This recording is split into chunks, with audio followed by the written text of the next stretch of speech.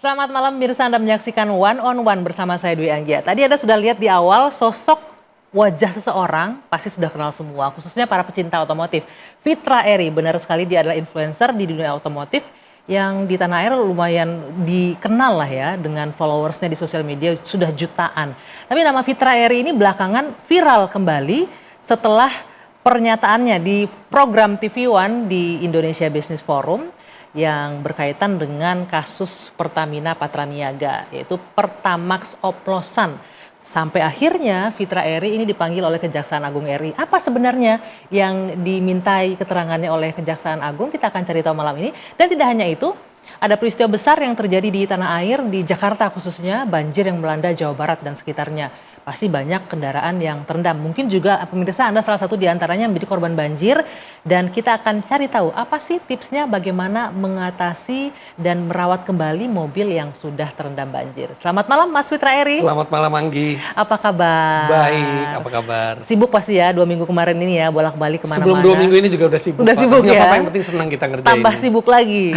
Gara-gara TV One tuh ya Mas ya? Enggak juga, itu kan memang gara-gara ada satu pernyataan yang kebetulan dipenggal jadi viral kemana-mana. Gitu ya. Nah, untuk lebih jelasnya mungkin ada sebagian dari pemirsa kita yang belum paham, belum sempat nonton. Apa sih pernyataannya? Saya akan putar kembali pernyataan atau dialog Mas Fitra Eri di TV One di program Indonesia Business Forum berikut ini. Segera lakukan sosialisasi bersama para influencer ini untuk tujuannya menenangkan masyarakat bahwa oplosnya itu salah kaprah gitu. Oplos dengan blending kan beda nih. Kalau blending itu resmi, kalau oplos kan kesannya itu kan manipulatif gitu. Oke, Mas Fitra gimana? Siap, bersedia mungkin? Hari ini saya dihubungi Pertamina untuk bilang bahwa bukan bensin oplosan. Saya sendiri tidak berani, karena saya tidak tahu faktanya seperti apa. Saya masyarakat biasa, saya konsumen. Saya dengar dari Kejaksaan Agung ada oplosan. Kebetulan saya dengar pendapat di DPR tidak ada oplosan. Mana yang benar?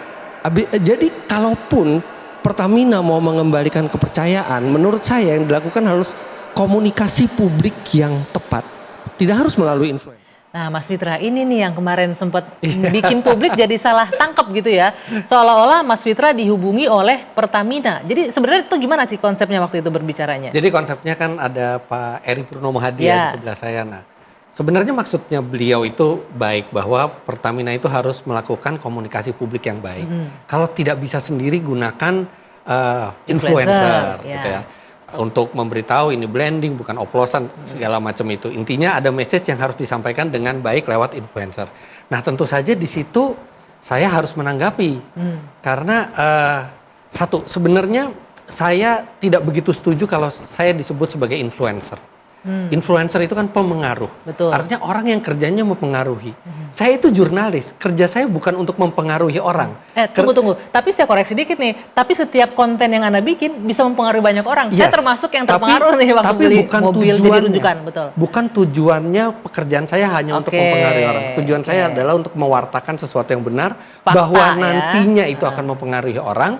Hal lain. Itu hal lain. Betul. Nah, tapi di situ kemudian saya tanggapi bahwa nggak harus semua permasalahan itu harus lewat influencer. Makanya saya bilang, kalaupun hari ini saya dihubungi Pertamina untuk bilang bahwa itu bukan oplosan, saya tidak berani karena saya tidak tahu faktanya. Tapi waktu itu terjadi tabrakan suara antara saya dan hostnya. Jadi hostnya itu saya pikir udah selesai bicara dan saya langsung mulai jawab. bicara. Ternyata jadi kalaupunnya itu tidak terdengar. Jadi kata kalaupun tidak terdengar sehingga yang terdengar adalah Pertamina menghubungi saya untuk memberikan penjelasan. Poin saya adalah walaupun saya dihubungi dengan ketidakjelasan seperti sekarang, saya tidak berani. Minimal saya sendiri tidak berani untuk mempromosikan apa-apa berkaitan dengan BBM tersebut. Tapi sampai sekarang udah sempat cari tahu nggak sih sebenarnya apa nih yang terjadi di saya cari tahu, saya baca berita tiap hari, saya nonton TV termasuk TV One tiap hari gitu perkembangannya. Ya, memang makin lama makin jelas tapi kita belum tahu kebenarannya 100% karena Kejaksaan Agung pun masih melakukan penyidikan terus sampai sekarang. Bahkan ketika itu dibilang bahwa oplosan itu terjadi tahun 2018 sampai 2023. Betul. Tapi disangkal dalam dengar pendapat DPR. Betul. Tidak ada. Publik kan jadi bingung. Mana yang benar nih? Apakah Kejaksaan Agung salah? Iya. Tapi kemudian ini diralat loh beberapa hari terakhir sama Kejagung. Iya. Jaksa Agung bilang ini sekarang Pertamina produknya tidak ada itu juga lagi menimbulkan oplosan. pertanyaan. Betul. Kan itu bukan tugas Kejaksaan Agung untuk menjadi jubirnya Pertamina. Mungkin gitu. ngerasa bertanggung jawab kali. Mungkin, karena akibat ya. omongannya Ya, akhirnya mungkin. publik terpengaruh. Kita bisa bilang sekarang kepercayaan publik terhadap produk Pertamina khususnya Pertamax ini udah turun, Pasti jelas karena bukan hanya isu tentang bahan bakar oplosan itu, tapi juga nilai kerugian negara yang sangat besar gitu. Jadi di situ satu publik itu turun kepercayaannya, tapi juga ada rasa sakit hati di situ. Dibohongin ya. Nah itu yang makanya itu harus diperbaiki. Mungkin butuh waktu agak lama, tapi bukan berarti mustahil untuk diperbaiki. Tapi tidak bisa instan. Tapi kalau Anda sendiri percaya nggak pakai produk Pertamina sekarang? Pertama Jujur dengan keadaan seperti ini, saya pasti akan memilih yang aman menurut saya. Jadi menurut Anda masih belum muncul lah ya, Produk belum pulih Pertamina kembali. ada yang diberitakan terkait dengan korupsi ini, ada juga produk Pertamina yang tidak terkait dengan korupsi ini. Gitu. Oke, kalau kita bicara produknya nih, bicara soal oplosan, kalau kita merujuk ke KBBI, sebenarnya oplosan, kalau Pertamina kan statementnya menyebutkan ini nggak oplosan, ini blending. Sebenarnya kan artinya secara harfiah sama ya. Oplosan di Indonesia pencampuran, blending secara Inggris juga pencampuran. Hanya saja oplosan itu sering banget dikonotasikan negatif kan, Betul. dengan bahasa miras oplosan, Betul. apalagi minyak oplosan, BBM oplosan. Betul, kalau kita cek di KBBI, saya sampai ngecek ke KBBI, oplos itu artinya apa? Mencampur. Betul. Artinya sama dengan mencampur, Blending. sama juga dengan blending, mixing. Bahkan oplos itu kalau kita ngecat itu juga jadi cat di oplos, betul. supaya mendapatkan warna yang sama. Apakah artinya negatif cat oplosan? Enggak Iya, juga kan? Enggak juga, tapi Tergantung. memang di dunia BBM, oplos itu konotasinya negatif. Makanya mungkin ada pihak-pihak yang merasa sensitif kalau kata itu digunakan. Oke, kalau kita bicara di oplos, dampaknya apa ke Dampaknya mesin? akan terjadi perubahan. Kenapa kita mengoplos? Karena kita mau mengubah. Yang diubah apanya tuh Mas? Saya sebagai orang awam nih terkait dengan mesin, Tergantung kalau mobil. cat kita mau mengubah warna kita oplos. Kalau kita bicara BBM, BBM dioplos. kita mau mengubah ronnya kita bisa oplos. Kita mau mengubah struktur bahan bakarnya kita bisa oplos. Anda pernah juga. lakukan sendiri nggak ngoplos-ngoplos gitu BBM? Saya pernah. Apa yang Jadi dioplos waktu saya kuliah, mobil saya itu pinjaman orang tua. Butuh oktan 91. Sedangkan waktu itu premium 88, Pertamax itu 94. Oke. Kalau saya beli 91, Pertamax, nggak ada ya produknya 91 waktu itu. 91 nggak ada. Oke. Kalau saya beli Pertamax, Ketinggian. uang saku saya nggak cukup. Oke. Kalau saya beli premium, mobilnya jadi bahan bakarnya di bawah requirement. Yang ada saya mencampur 50% oktan 88 premium, 50% Pertamax supaya mendapatkan 91. Bisa begitu? Bisa, kalau oktan memang bisa. Oktan itu kalau bahan bakar oktan berbeda, itu volumetric base. Jadi tergantung perbedaan oktannya, kita tinggal pakai perbandingan volumenya aja. Nah dengan pengertiannya boleh nggak disampaikan? Mungkin semua penonton one on one malam hari ini juga belum semuanya paham. Oktan 90 artinya apa? Oktan 92 itu maksudnya apa? Yang 88 oktannya. tadi apa? Kok udah nggak ada lagi ya premium di sekarang ini? Sebenarnya untuk menjawab bahan bakar oktan, ada banyak ahli yang jauh lebih capable dari saya. Sesuai pengalaman Anda Ahli misalnya. kimia gitu ya. Tapi kalau yang saya pelajari, kebetulan saya kuliah teknik mesin, oktan itu bukan standar kualitas bensin. Jadi apanya? Oktan itu adalah nilai yang menunjukkan daya tahan bahan bakar untuk terbakar lebih dini. Jadi semakin tinggi bahan bakar, dia semakin tahan ketika dia ditekan dengan kompresi yang tinggi, tidak terbakar sendiri.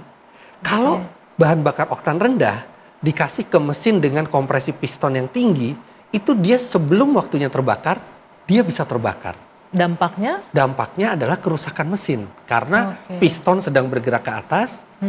Semestinya menunggu piston ke bawah dulu baru diledakkan. Ini pas masih ke atas dia sudah meledak dulu. Jadi terjadi tabrakan gaya.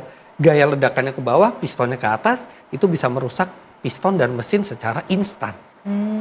Nah, tapi mobil-mobil sekarang dia sudah ada yang namanya knocking sensor. Apa itu knocking sensor? Knocking sensor itu dia bisa mendeteksi kalau bahan bakar itu berpotensi meledak lebih awal atau ronnya rendah.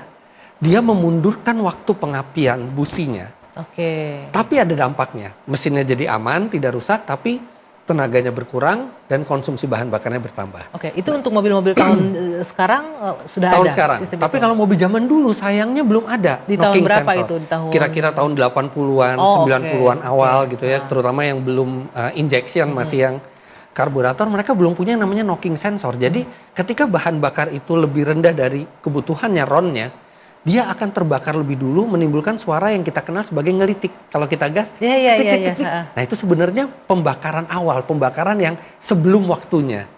Itulah yang merusak mesin. Nah artinya kalau mobil yang tahun baru ini, let's say lah di atas tahun 2000-an mungkin sudah ada? Sudah ada knocking sensor sebagian besar. Oke, kalaupun ada Pertamax oplosan lah, let's say kita sebut, digunakan ke mesin mobil yang sekarang, ada dampaknya nggak, kendaraan jadi rusak atau otomatis? Mungkin kalau tidak terjadi ngelitik, rusak yang mekanikal mungkin tidak. Tapi satu, tenaganya akan berkurang, kemudian konsumsi bahan bakarnya meningkat, lebih boros ya. Kemudian bisa saja emisinya bertambah, dan kalau misalnya bensin oplosan itu dioplos dengan bensin yang kotor gitu ya, filter juga bisa terhambat, serta catalytic converter atau alat penyaring emisi itu juga bisa tersumbat. Itu dampaknya berapa lama bisa merusak atau mengganggu kualitas mesin itu? Kalau tenaga berkurang dan konsumsi bahan bakar bertambah itu instan bisa dirasakan. Oh bisa langsung. Iya.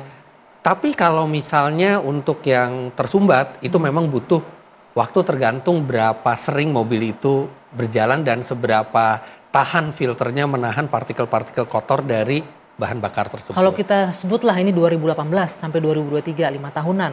Mesin yang harusnya menggunakan Pertamax murni beneran, tapi menggunakan yang katanya tadi diduga oplosan. Andaikan benar ya. Andaikan benar, kemudian kita menggunakan bahan bakar oplosan yang mungkin oktannya tidak sesuai, tapi mobil kita sudah punya knocking sensor nih. Yang terjadi adalah mobil kita tenaganya berkurang, konsumsi bahan bakar meningkat, tapi kalau misalnya sekarang bahan bakarnya sudah baik lagi dan mesin kita belum ada kerusakan mekanikal, itu nggak apa-apa. Ganti aja bahan bakar yang sekarang bagus. Nggak masalah ya? Nggak ada masalah. Jadi bisa dibilang nih pemirsa one on one di rumah nggak usah terlalu khawatir gitu. Boleh nggak saya bilang begitu? Dengan kerusakan misalnya kalau memang misalnya mobilnya sekarang masih bisa bekerja dengan normal, tidak keluar asap dari knalpot, tidak ada suara berisik yang atau getaran yang berlebihan, artinya nggak masalah. Tinggal pastikan ke depannya pakai bahan bakar yang kita yakini kualitasnya. Nah, karena Anda ada di dunia otomotif, Mas Fitra, ada nggak pasca berita ini ramai, mulai tuh muncul komentar atau laporan, oh iya nih, perasaan pantesan saya pakai 5 tahun yang lalu pakai gini-gini, ada nggak? Tapi nanti dijawab. Kita elaborasi lebih jelas. Usai jeda, saat lagi di One on One bersama saya Dwi Anggia.